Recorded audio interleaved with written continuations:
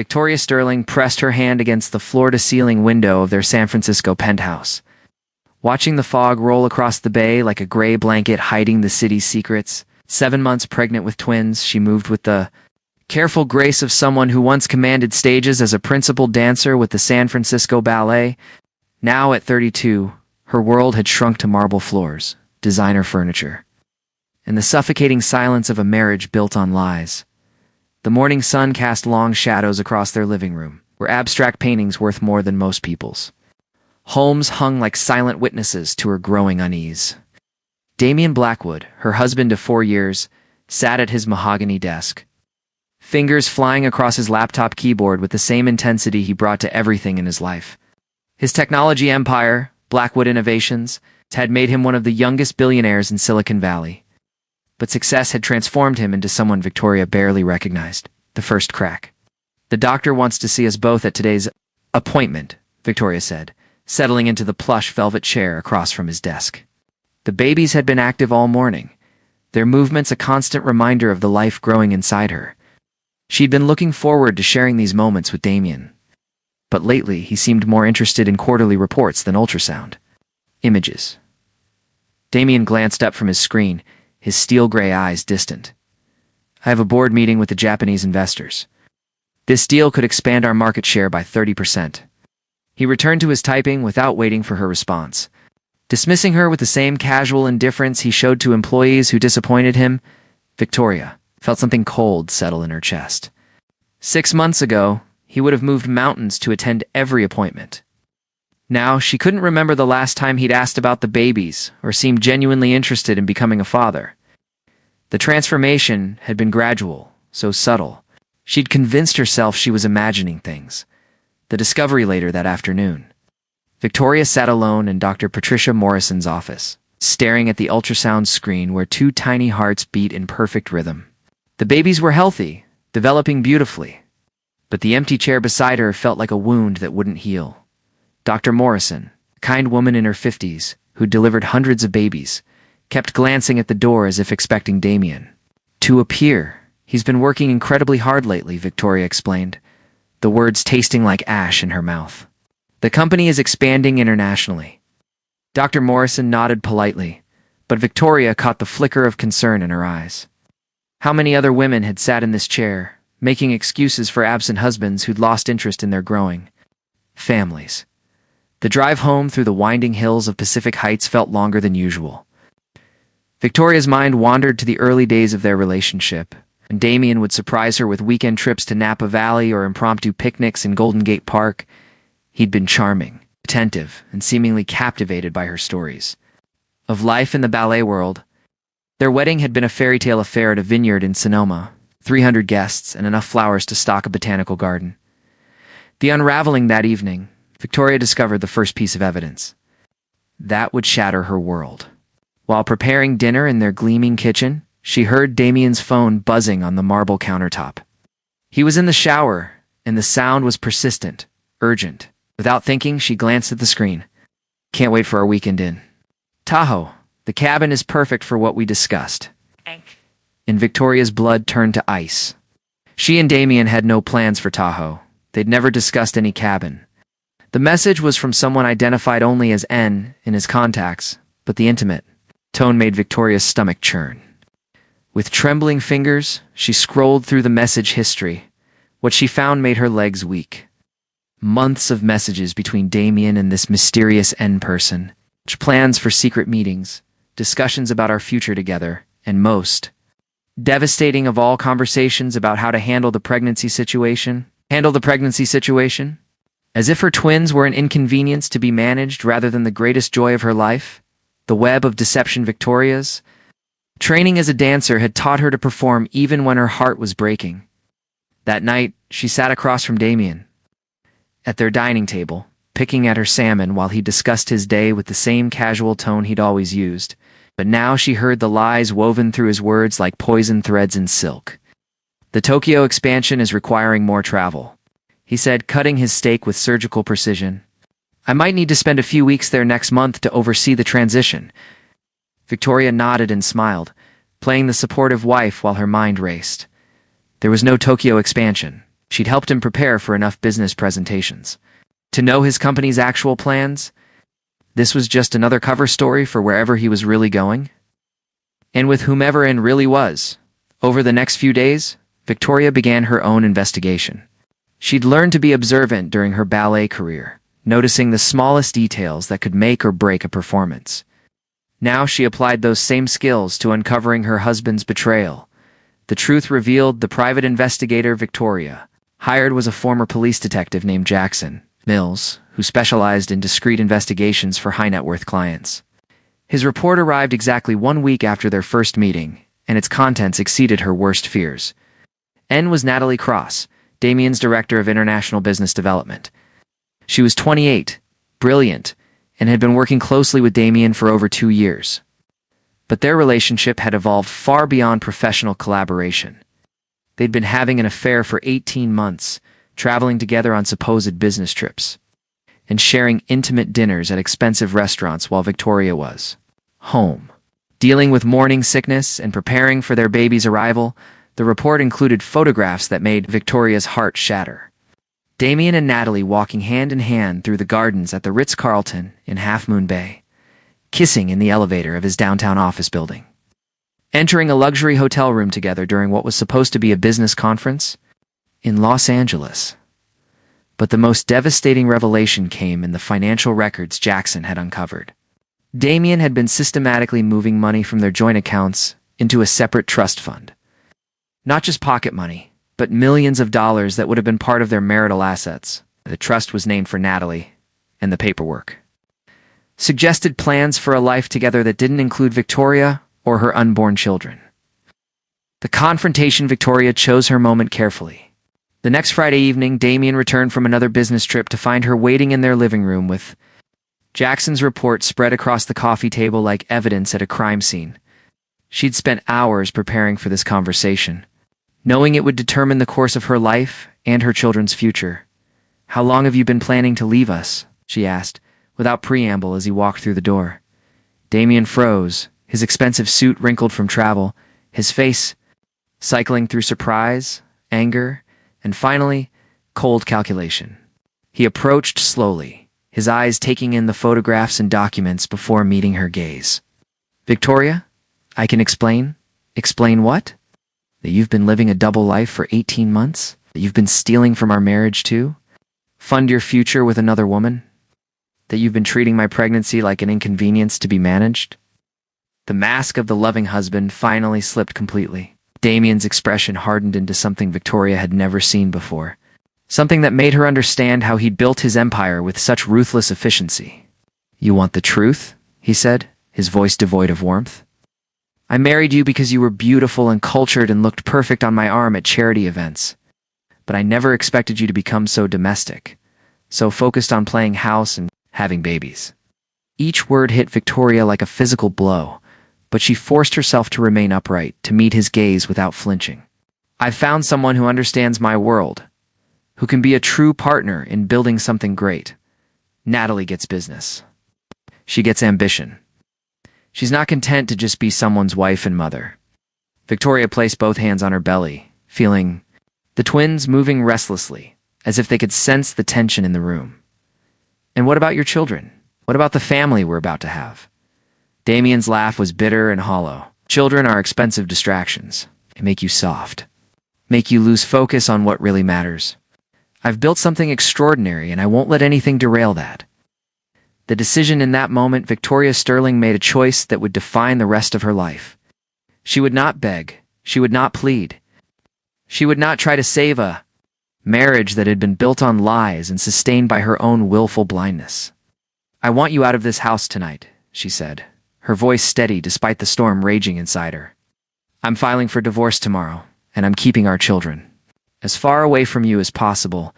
Damien's smile was cold and predatory. "You think you can just walk away from this? From me? You have no idea what you're up against, Victoria. I have resources you can't imagine. I have lawyers who eat people like you for breakfast. If you try to fight me, I'll destroy you." Victoria stood up slowly, her dancer's posture giving her a regal bearing despite her fear.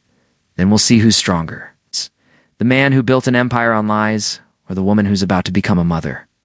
As Damien stormed out of their penthouse, Victoria pressed her hands to her belly and whispered a promise to her unborn children. I don't know how, but I'm going to give you a better life than this. A life built on love instead of power. A life where you'll never have to wonder if you're valued or if you're just convenient.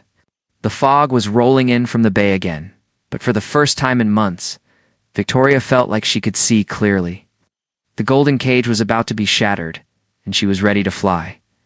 Victoria Sterling woke up the next morning to find her credit cards frozen and her access to their joint bank accounts suspended. Damien hadn't wasted time launching his first attack. Standing in her marble kitchen, holding a cup of tea with trembling hands, she realized this wouldn't just be a divorce. This would be warfare, and her husband had decades of experience crushing opponents who underestimated him. The twins kicked restlessly in her belly, responding to her elevated stress levels. She placed a protective hand over them and made her second life-changing decision in 24 hours. She would not let Damian Blackwood turn her children into pawns in his power games. Victoria's phone rang, displaying a number she didn't recognize. Against her better judgment, she answered, Mrs. Blackwood. This is Rebecca Torres from Torres Family Law. I represent clients in high-conflict divorce cases involving substantial assets. I believe we need to talk. Rebecca Torres had a reputation in San Francisco legal circles that preceded her like thunder before lightning. She was known for taking on powerful men who thought their wealth made them untouchable and systematically dismantling their advantages piece by piece. Her office, located in a converted Victorian mansion in Pacific Heights, felt more like a war room than a law firm. Meeting the General Rebecca Torres was nothing like Victoria had expected. Instead of a severe woman in an expensive suit, she found herself facing someone who looked like she could have been a teacher or librarian. Rebecca was in her early 40s, with kind eyes behind wire-rimmed glasses and graying hair pulled back in a simple ponytail. But when she spoke about Damien's tactics, her voice carried the steel of someone who'd seen every dirty trick in the book. He's following a predictable playbook, Rebecca explained. Spreading financial documents across her oak conference table, freeze assets to create immediate pressure, force you into a desperate position where you'll accept whatever settlement he offers just to survive. Men like your husband believe money is the only weapon that matters. Vika shifted uncomfortably in her chair, the weight of her pregnancy making everything more difficult. What? I don't care about the money. I just want to protect my children. That's exactly why you need to care about the money, Rebecca said firmly. In custody battles involving wealthy fathers, financial resources become weapons. The parent who can afford better lawyers, expert witnesses, and extended court battles usually wins. We need to level that playing field. Rebecca's investigation into Damien's business practices revealed a pattern of behavior that went far beyond marital infidelity. Blackwood Innovations had a history of acquiring smaller tech companies. Through aggressive tactics that bordered on industrial espionage, former employees described a toxic work environment where Damien rewarded loyalty and punished dissent with equal intensity. The other the breakthrough came when Rebecca managed to contact Natalie Cross directly. What they discovered shattered Victoria's remaining illusions about her husband's capacity for human connection. Natalie agreed to meet them at a small cafe in Sausalito, far from the prying eyes of Silicon Valley gossip networks. She arrived looking haggard and nervous, constantly checking her phone as if expecting surveillance. At 28, she was stunning in the way that successful women often are. But her confidence seemed fragile, held together by caffeine and determination. I need you to understand something, Natalie said, her hands wrapped around her coffee cup like it was an anchor. I'm not the villain in this story. I'm another one of his victims. Victoria felt a surge of anger, but Rebecca placed a restraining hand on her arm. Tell us what you mean, the lawyer said calmly. Natalie's story unfolded like a masterclass in psychological manipulation. Damien had recruited her from a rival company 2 years earlier, offering double her salary and the promise of running international operations. Their relationship had started professionally, but he'd gradually isolated her from friends and colleagues, making her dependent on his approval for everything from career advancement to social connections. He made me believe I was special, Natalie explained, tears starting to form in her eyes, that we were building something together that would change the world. But lately, I've realized he talks about me the same way he talks about his other acquisitions, like I'm just another asset to be managed. The most devastating revelation came when Natalie produced her own set of documents. Text messages and emails that showed Damien had been planning to discard her too, once Victoria's divorce was finalized and he'd secured custody of the twins. He told me children would make us soft, Natalie said, echoing the same words Victoria had heard. But he also said having heirs would be important for his legacy. He wanted your babies, Victoria, but he never intended to keep either of us around. To raise them. The master plan. Rebecca spent the next week crafting a legal strategy that would become legendary in family law circles. Instead of fighting Damien's wealth directly, she would use his own tactics against him. The plan required patience, precision, and Victoria's willingness to disappear completely for several months. He expects you to fight him in court, to try. To claim half his assets and demand alimony, Rebecca explained. He's prepared for that battle. What he's not prepared for is total radio silence. The strategy was brilliant in its simplicity. Victoria would voluntarily relinquish all claims to Damien's business assets and personal wealth. In exchange, she would demand full custody of the children, citing his documented emotional abandonment and his own stated belief that children were expensive distractions. But the real genius lay in the timing. Victoria would disappear from San Francisco entirely, relocating to a small coastal town where she could give birth in peace while Rebecca filed the divorce papers. Damien would be forced to locate her to serve counterpapers. But by then, she'd already be established as the primary caregiver in a new community. Men like your husband need to control the narrative, Rebecca said. When they can't find their target, they make mistakes. We'll be waiting to document every one of them. The Vanishing Act. Victoria's transformation from billionaire's wife to ordinary citizen required abandoning everything that defined her old life. She sold her jewelry collection privately, converted the cash to untraceable funds, and purchased a modest Honda Civic under her maiden name. Her destination was Monterey, a coastal town 3 hours south, where she could blend into a community of artists, writers, and people seeking fresh starts. The hardest part was leaving behind her identity as Victoria Blackwood. She'd grown accustomed to the privileges that came with being married to one of Silicon Valley's most powerful men. Private doctors, exclusive restaurants, social events where senators and celebrities treated her like royalty. All of that vanished. The moment she drove away from their Pacific Heights penthouse, Victoria rented a small apartment above a bookstore in Monterey's historic district, paying 6 months in advance with cash.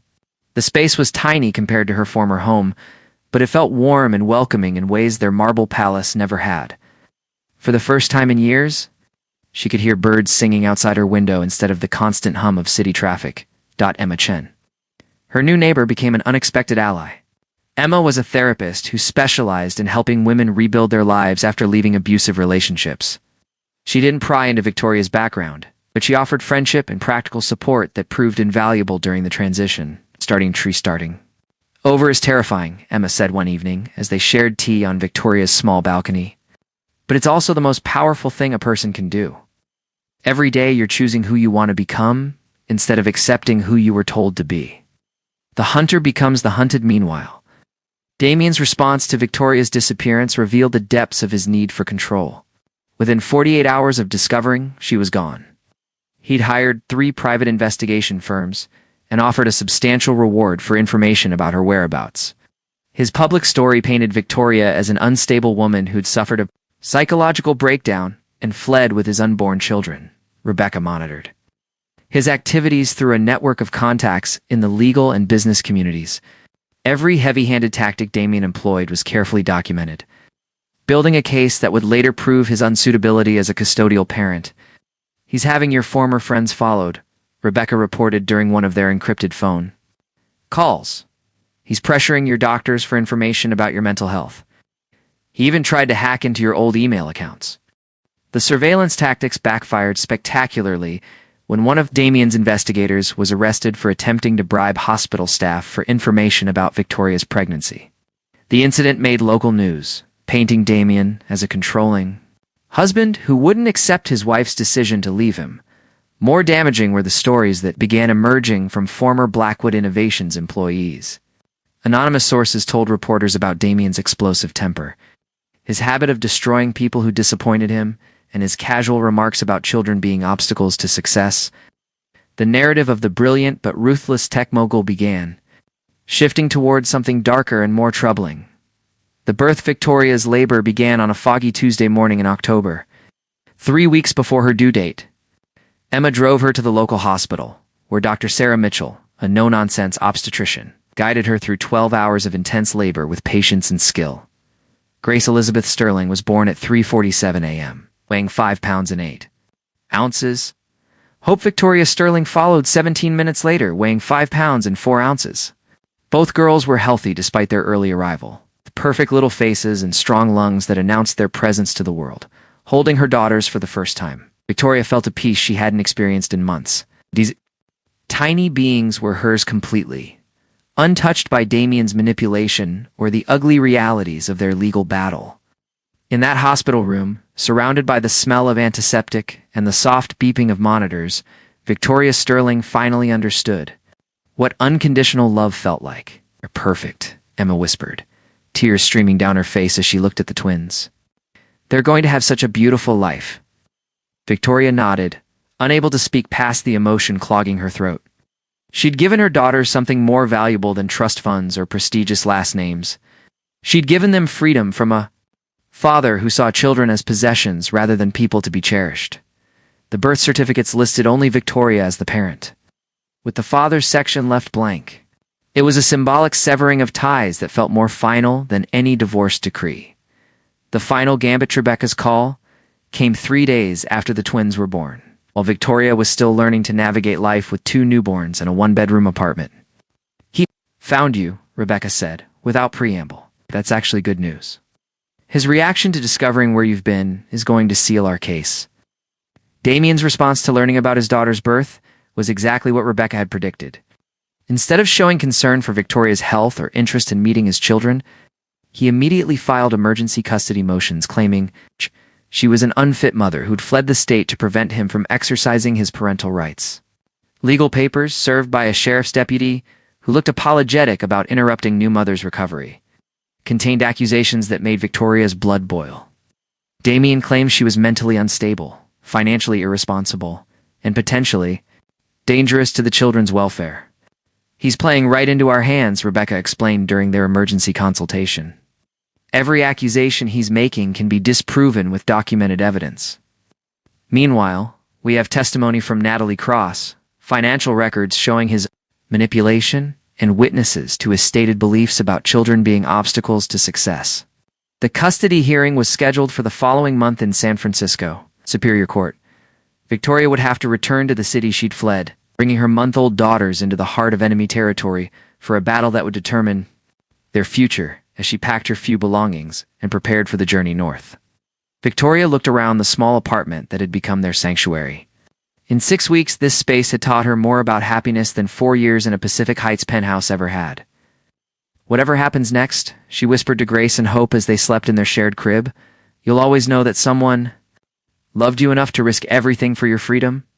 The fog was rolling in from Monterey Bay, but Victoria Sterling was ready to face whatever storms awaited them. The woman who'd once been content to be a beautiful accessory to a powerful man's life was gone forever. In her place stood a mother who would move mountains to protect her children from a father who saw them as just another business acquisition. The San Francisco Superior Court had never seen a custody case quite like Sterling v. Blackwood Media. Attention swirled around the courthouse as Victoria Sterling walked up the marble steps. Carrying month-old Grace while Emma Chen held Hope, Victoria had chosen to appear as herself. Not the polished socialite Damien had molded her to be, but as the woman she'd become. Her simple navy dress and her hair pulled back in a practical ponytail sent a clear message about her priorities. Judge Patricia Williams presided over the hearing with the stern fairness of someone who'd spent 20 years navigating the treacherous waters of family law. She'd seen wealthy men attempt to weaponize the legal system before, and her reputation for cutting through manipulation made her the perfect arbitrator for this case. Damien arrived with an army of lawyers from the most prestigious firm in the city, their expensive suits and leather briefcases creating an intimidating wall of legal firepower. He looked every inch the successful billionaire, but Victoria noticed something different about him. The confidence that had once seemed so attractive now appeared hollow, performed rather than genuine. Rebecca Torres stood alone at their table, her simple appearance contrasting sharply with Damien's legal team. But when she began presenting their case, the entire courtroom understood why she'd earned her reputation as the giant killer of family law. "Your Honor," Rebecca began, her voice carrying across the silent courtroom, "this case isn't about money or business empires. It's about a father who has repeatedly stated on record that children are expensive distractions who make parents soft and unfocused."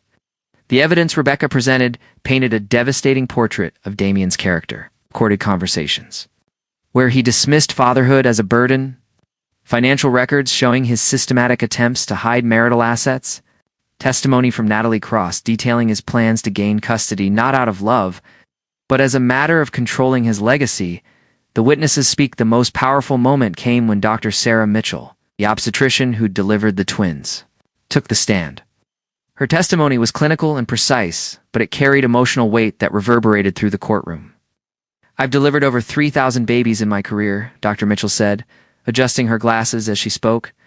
"I've seen every kind of family situation imaginable, but I've never seen a more devoted mother than Victoria Sterling. She attended every prenatal appointment alone, prepared for parenthood with remarkable dedication, and has cared for her daughters with a level of commitment that's honestly inspiring." When asked about Damien's involvement, Dr. Mitchell's response was telling. "Mr. Blackwood has never contacted my office, never inquired about his daughter's health or development, never asked for medical records or birth certificates. First, communication regarding these children was through legal papers demanding custody." Emma Chen's testimony provided insight into Victoria's transformation during her months in Monterey. "I watched Victoria rebuild herself from the ground up," Emma said, her voice steady despite the emotion in her eyes. "Who'd been controlled and manipulated to a woman who could change diapers with one hand while researching childcare resources with the other. Those babies are her world." But the most damaging testimony came from an unexpected source. Marcus Webb, Damien's former head of security at Blackwood Innovations, had been fired 3 weeks earlier for refusing to participate in surveillance activities he considered illegal. His testimony revealed the extent of Damien's obsession with control. "Mr. Blackwood instructed me to have Mrs. Sterling followed months before she left," Marcus testified. "He wanted to know everywhere she went, everyone she talked to, even what she purchased at the grocery store. When I told him that level of surveillance was inappropriate for a spouse, he said wives were investments that required monitoring too. Protect his assets." The cross-examination Damien's lawyers attempted to portray Victoria as an unstable woman who'd kidnapped his children and fled the state to avoid his legitimate parental rights. Their cross-examination was aggressive, designed to rattle her composure and expose weaknesses in her story. "Mrs. Sterling," the lead attorney began, his tone condescending, "isn't it true that you abandoned your marriage without attempting counseling or communication?" Victoria met his gaze steadily. "I discovered my husband was having an affair, stealing our marital assets, planning to discard me after gaining custody of our children. What exactly should I have communicated about that? You made unilateral decisions about where to give birth, denying Mr. Blackwood the opportunity to be present for his children's arrival. Mr. Blackwood made it clear that he viewed our pregnancy as an inconvenience. He missed every doctor's appointment and told me directly that children make people soft and unfocused. I gave birth where I felt safe and supported." The questioning continued for 2 hours, but Victoria never wavered. Her months of independence had given her a strength she hadn't possessed as Damien's wife. Every answer was calm, factual, and devastatingly honest. Damien takes the stand when Damien testified on his own behalf. His arrogance proved to be his downfall. He couldn't resist portraying himself as the victim of an irrational woman's vindictive behavior. But his words revealed the same callous attitude that had driven Victoria away. "I built a multi-billion-dollar company," Damien said, his voice carrying the familiar tone of superiority Victoria remembered so well. "I can provide those children with opportunities Victoria never could. Private schools, international travel, connections that will serve them throughout their lives." Rebecca's cross-examination was surgical in its precision. "It's Blackwood. You've testified that you can provide material advantages for your daughters. Can you tell the court their current weights?" Damien's confident expression faltered. "That's not something I would necessarily track on a daily basis." "Can you Tell the court when they were born? The middle of October. The exact date, Mr. Blackwood? I don't have my calendar with me. Rebecca approached the witness stand with a document in her hand. Your daughters were born on October 15th. Grace weighed 5 pounds, 8 ounces. Hope weighed 5 pounds, 4 ounces. This information has been available to you for 6 weeks. Have you made any attempt to learn these basic facts about your children? Damien's silence spoke louder than words. Have you purchased clothing for them? Diapers? Formula? Have you researched pediatricians or childcare providers? Have you baby-proofed a single room in your home? Each question landed like a physical blow. Damien had spent 6 weeks trying to gain custody of children he'd made no practical preparations to care for. The revelation, the final piece of evidence, came from an unexpected source. Jackson Mills, the private investigator Victoria had originally hired, approached Rebecca with information that would forever change the trajectory of the case. There's something else you need to know about Damien Blackwood, Jackson said, during an emergency meeting the night before closing arguments. Something that explains everything about his behavior toward women and children. Jackson's investigation had uncovered sealed, juvenile records from Damien's childhood in Texas, records that painted a picture of a young man who'd learned early that power and control were the only currencies that mattered. His father, the founder of the family's original oil business, had been investigated multiple times for domestic violence but never prosecuted due to his political connections. More damaging was the discovery of 2 previous relationships that had ended under suspicious circumstances. A college girlfriend who'd transferred schools suddenly after dating Damien for 6 months. A former business partner who'd signed away her share of a startup company they'd created together, citing irreconcilable differences that coincided with the end of their romantic relationship. He has a pattern, Jackson explained.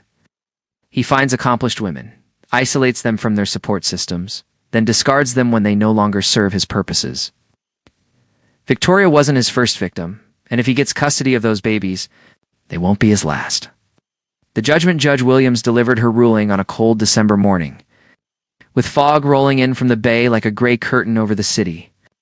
The courtroom was packed with reporters, legal observers, and supporters who'd followed the case from the beginning. In 30 years on the bench, Judge Williams began, I've presided over thousands of custody cases. The standard I apply is always the same. What arrangement serves the best interests of the children involved? She reviewed the evidence methodically, her voice steady and unemotional. Mr. Blackwood's financial resources are substantial, and he could certainly provide material advantages for his daughters. However, parenting requires more than financial capability. It requires emotional availability, genuine commitment to a child's well-being, and the ability to put a child's needs above one's own desires. The judge's analysis of Damien's character was devastating. Mr. Blackwood has demonstrated a pattern of viewing relationships as transactions to be managed rather than connections to be nurtured.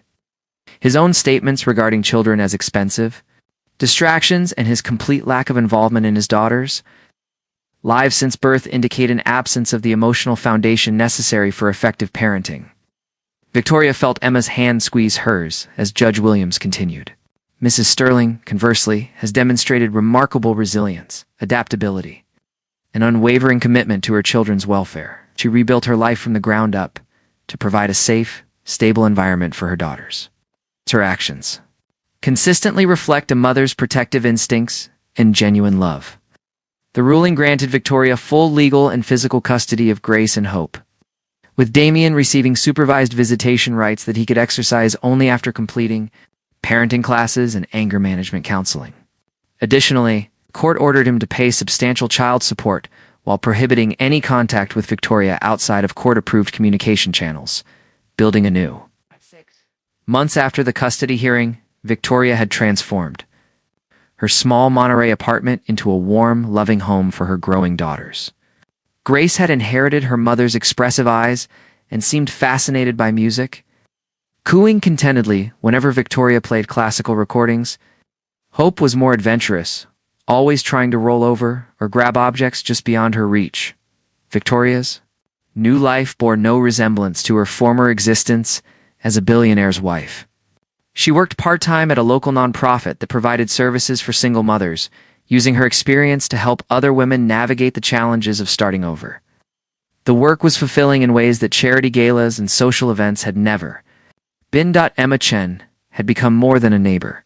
She was the sister Victoria had never had. Most evenings found them sharing dinner, while the twins played on blankets spread across Victoria's living room floor. Emma's expertise in trauma recovery had helped Victoria process not just her divorce, but the years of subtle manipulation she'd endured without realizing it.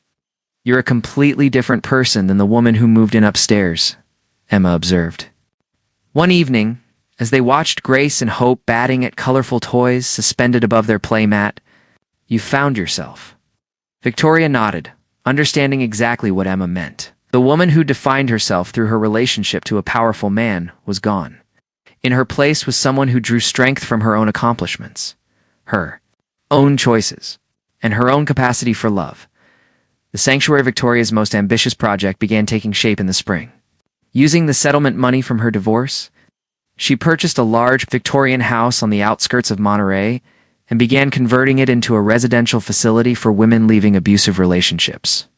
The Sterling House, as it came to be known, would provide temporary housing, legal assistance, and counseling services for women who needed time and space to rebuild their lives. The irony wasn't lost on Victoria that Damien's money would fund a place dedicated to helping women escape men like him. Each room she renovated, each service she planned, felt like another step away from the golden cage he'd tried to keep her in. Rebecca Torres joined the project's board of directors, bringing her legal expertise and her network of contacts in the family law community. Dr. Sarah Mitchell volunteered to provide medical services for residents and their children. Even Marcus Webb, Damien's former security chief, contributed his knowledge of personal safety and protection planning. "You're creating something beautiful from something ugly," Emma said as they toured the nearly completed facility. "These women will have a place to heal because you found the courage to leave." The Sterling House opened its doors 6 months later, with a simple ceremony attended by the people who'd supported Victoria's journey. No media, no publicity. Just a group of women who understood the courage required to start over and the importance of having a safe place to land. 2 years after fleeing San Francisco in the middle of the night, Victoria received an unexpected phone call. Damien wanted to exercise his visitation rights for the first time since the custody hearing. He'd completed the court-mandated counseling and claimed he was ready to be a father to Grace and Hope. The meeting took place at a family visitation center in Monterey, with trained supervisors present to ensure the children's safety. Victoria watched through a one-way window as Damien sat awkwardly in a child-sized chair, surrounded by toys he clearly didn't understand how to use. Grace, now a toddler with an independent streak, showed no interest in the stranger trying to engage her with expensive electronic toys. Hope, always more social, accepted his presence, but gravitated toward the supervisory staff who knew how to play at her level. After an hour, Damien requested to speak with Victoria privately. They met in the center's conference room. Two people who'd once shared a bed now sitting across a table like opposing attorneys. "They don't know me," Damien said, and for the first time since she'd known him, Victoria heard something that might have been genuine emotion in his voice. "Children know when someone loves them," Victoria replied simply. "They also know when someone sees them as an obligation." Us. Damien's visits became sporadic after that first meeting. He'd schedule time with the girls, then cancel due to business, emergencies, or travel commitments. Eventually, the visits stopped altogether, though the child support payments continued with mechanical regularity. Victoria felt sadness for her daughters, who would grow up without knowing their biological father. But she also felt relief. Damien had proven, once again, that his capacity for love was limited to what served his own interests. The legacy, 5 years after their birth, Grace and Hope Sterling were thriving in ways that would have been impossible in Damien's world. 8. Attended a progressive school where creativity was valued over competition, where children learned cooperation instead of domination. Their weekends were spent at the beach, in community gardens, and at the Sterling House, where they helped their mother welcome new residents who needed safe harbor. Grace had developed her mother's love of movement and spent hours dancing too, music only she could hear. Hope showed an early aptitude for mathematics and loved building elaborate structures with blocks and boxes. Both girls were confident, curious, and remarkably empathetic for their age. Victoria often thought about the sliding doors moment when she'd chosen to leave everything familiar for an uncertain future. If she'd stayed, her daughters would have grown up in a world where wealth equaled worth, relationships were transactions, and where love was conditional on usefulness. Instead, they were learning that real strength came from helping others. That genuine success was measured in relationships and contributions to community, and that love was something you gave freely without expecting anything in return. The final choice, on a foggy morning in October, exactly 6 years after Grace and Hope were born, Victoria received a call that brought her story full circle. Damien Blackwood was dead, killed in a private plane crash while traveling to yet another business meeting that had seemed more important than spending time with his children. The lawyers who contacted Victoria about his estate painted a picture of a man who died as he'd lived, alone despite being surrounded by employees and business associates. He'd never remarried, never had other children, and had gradually alienated everyone who tried to maintain personal relationships with him. His will left substantial trust funds for Grace and Hope to be administered by Victoria until they reached adulthood. The money came with no strings, no requirements, and no attempts to control their upbringing from beyond the grave. Victoria stood in her kitchen, watching her daughters play in the backyard of their modest home, and made her final decision regarding Damien Blackwood's legacy. The trust funds would remain untouched, available to Grace and Hope when they were old enough to make their own choices about how to use them. But she would not let Damien's money define their childhoods any more than she'd let his absence diminish their happiness. The Sterling house had expanded to include 3 additional facilities, serving hundreds of women and children who needed fresh starts. Victoria's memoir, Breaking Free, had become a resource for women navigating similar escapes. Her daughters were growing up in a world built on love, service, and authentic connection. The lesson as Victoria tucked Grace and Hope into their beds. That night, she reflected on the journey that had brought them to this moment. The woman who'd once defined herself through her marriage to a powerful man had discovered that real power came from choosing love over fear, authenticity over appearance, and freedom over security. "Mama," Hope said sleepily, "why do some people have so much money but act so sad?" Victoria smoothed her daughter's hair and considered her answer carefully. "Sometimes people think money can buy happiness, sweetheart. But the things that make us truly happy, like love and friendship and helping others, those can't be purchased. They have to be given freely." Grace yawned and snuggled deeper into her blankets. "Are we rich, Mama?" Victoria looked around their simple bedroom, with its hand-painted walls and furniture collected from thrift stores and garage sales.